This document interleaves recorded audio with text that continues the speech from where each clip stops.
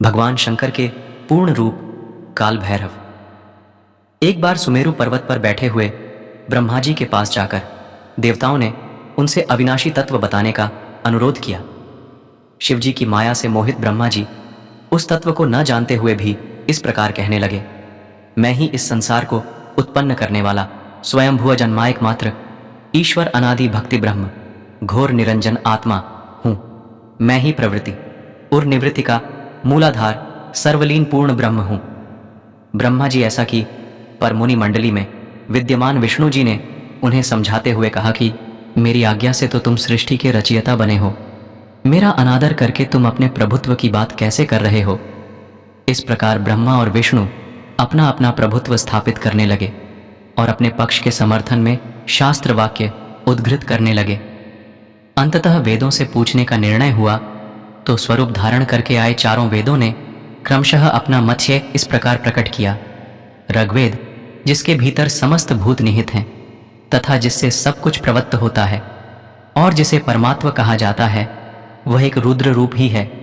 यजुर्वेद, जिसके द्वारा हम वेद भी प्रमाणित होते हैं तथा जो ईश्वर के संपूर्ण यज्ञों तथा योगों से भजन किया जाता है, सबका दृष्टा वह एक शिव ही है। सामवेद, जो समस्त संसारी जनों को भरमाता है, जिसे योगी जन ढूंढते हैं और जिसकी भांति से सारा संसार प्रकाशित होता है, वे एक त्र्यंबक शिवजी ही हैं।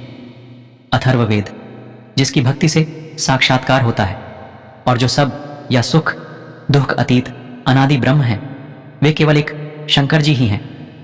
विष्णु ने वेदों के इस कथन को प्रताप बताते हुए नित्य शिवा से रमण करने वाले दिगंबर पीतवर्ण धूलि धूसरित प्रेमनाथ कुवेटाधारी सर्वावेष्टित वृपणवाही निसंग शिवजी को पर ब्रह्म मानने से इनकार कर दिया।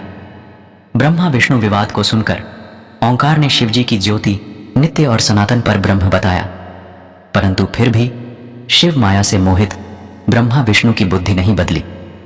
उस समय उन दोनों के मध्य आद्यंत रहित एक ऐसी विशाल ज्योति प्रकट हुई कि उससे ब्रह्मा का पंचम सिर जलने लगा।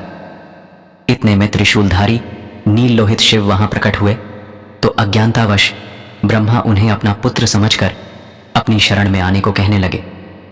ब्रह्मा की संपूर्ण बातें सुनकर शिवजी अत्यंत क्रुद्ध हुए और उन्होंने तत्काल भैरव को प्रकट कर उससे ब्रह्मा पर शासन करने का आदेश दिया। आज्ञा का पालन करते हुए भैरव ने अपनी बाईं उंगली के नखाग्र से ब्रह्मा जी का पंचम सिर काट डाला।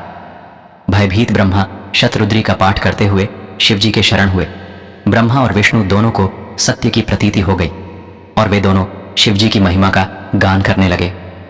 यह देखकर शिवजी शांत हुए और उन दोनों को अभयदान दिया।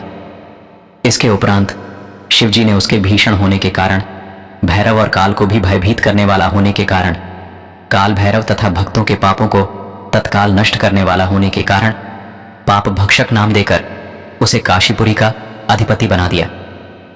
फिर कहा कि भैरव, तुम इन ब्रह्मा विष्णु को मानते हुए ब्रह्मा के कपाल को धारण करके इसी के आश्रय से भिक्षावृत्ति करते हुए वाराणसी में चले जाओ।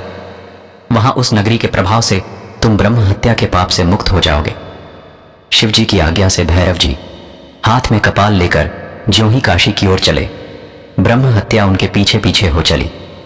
विष्णु जी ने उनकी स्तुति करते हुए उनसे अपने को उनकी माया से मोहित न होने का वरदान मांगा।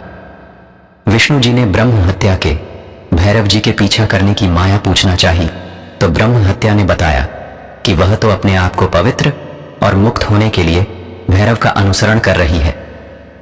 भैरव जी ज्यों ही काशी पहुंचे त्यों ही उनके हाथ से चिमटा और कपाल छूटकर पृथ्वी पर गिर गया और तब से उस स्थान का नाम कपाल मोचन तीर्थ पड़ गया। इस तीर्थ में जाकर सविधि पिंडदान और देव पितृ तर्पण करने से मनुष्य ब्रह्म हत्या के पाप से निवृत्त हो जाता है।